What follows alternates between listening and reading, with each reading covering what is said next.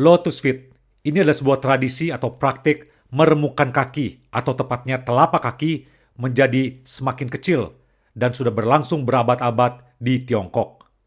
Praktik ini diterapkan sejak wanita itu masih kecil atau sejak dini dan membuat para wanita itu kakinya itu mengecil dengan ekstrimnya sehingga hanya berukuran sampai panjangnya itu sekitar 6 cm lebih sampai 11 cm. Makin kecil dianggap makin cantik lah ya. Ibaratnya dilihatnya dipandangnya hen piao liang. Cantik gitu ya. Tapi mereka nggak tahu bagaimana rasanya penderitaan dari para wanita ini. Adalah peran dari para misionaris Kristen yang ikut andil untuk menghentikan praktek ini. Karena ujungnya hanya membuat wanita sengsara dan membuat mereka tidak bisa beraktivitas secara leluasa. Aksi menentang Lotus Feet ini menjadi sebuah gerakan besar dan pemerintah setempat ikut mendukung. Sampai-sampai pada tahun 1999, pabrik terakhir yang membuat sepatu Lotus alias sepatu mini akhirnya tutup.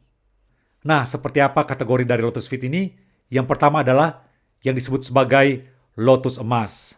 Lotus Emas itu adalah kaki yang terikat sempurna dan yang paling diinginkan. Itu ukurannya sekitar 10 cm, bahkan lebih kecil lagi. Sedangkan yang lebih besar sedikit disebut sebagai Lotus Perak, yaitu ukurannya sekitar 13 cm. Sementara yang ketiga itu disebut sebagai Lotus Besi, ukurannya sekitar 17 cm atau bahkan lebih besar lagi. Dan justru semakin besar, semakin tidak diinginkan, apalagi untuk seseorang yang hendak melakukan pernikahan. So, apa aja makna atau simbol di balik Lotus Feet ini, alias di balik meremukkan kaki tersebut? Yang pertama adalah Lotus Feet itu adalah simbol kecantikan atau sebagai karya seni. Yang kedua adalah simbol status. Karena apa? Dengan memiliki Lotus Feet, bisa menikahi seseorang yang berada alias seorang yang kaya, yang membuat pernikahan itu menjadi semakin prestisius di masa itu loh ya. Yang ketiga adalah simbol kesetiaan.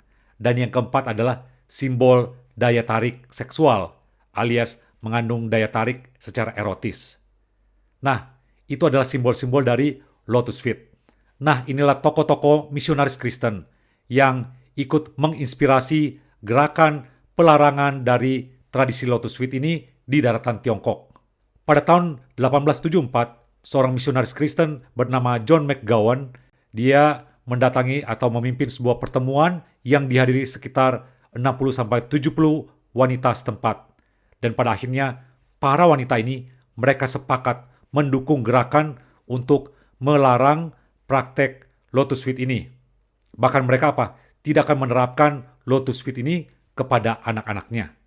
Pada tahun 1895, wanita Kristen di Shanghai yang dipimpin oleh seorang wanita bernama Alicia Little dari Inggris juga membentuk Natural Food Society yang juga ikut untuk menghimbau para wanita atau orang-orang di sana agar tidak mempraktekkan tradisi Lotus Feet ini.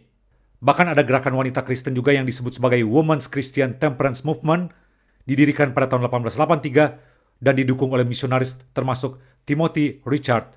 Juga mereka mendukung gerakan ini dan mereka berpikir bahwa kekristenan dapat mempromosikan kesetaraan antar gender. Lalu ada juga seorang misionaris bernama Gladys Aylward. Misionaris Kristen ini, dia juga sampai diberikan jabatan khusus, yaitu namanya Food Inspector, karena dia yang memberikan usulan kepada pejabat pemerintah di Tiongkok pada masa itu agar melarang praktik Lotus Feet itu bagi para wanita di zamannya. Syukurlah, bahkan pemerintah Tiongkok saat ini juga ikut melakukan pelarangan terhadap praktik Lotus Feet. Dampaknya tentu saja positif. Para wanita, mereka bisa menikmati kebebasan tanpa harus terikat, menderita, sengsara begitu rupa ya, dengan kaki mereka yang harus ditekuk dan begitu ekstrimnya sehingga menimbulkan kesakitan yang luar biasa.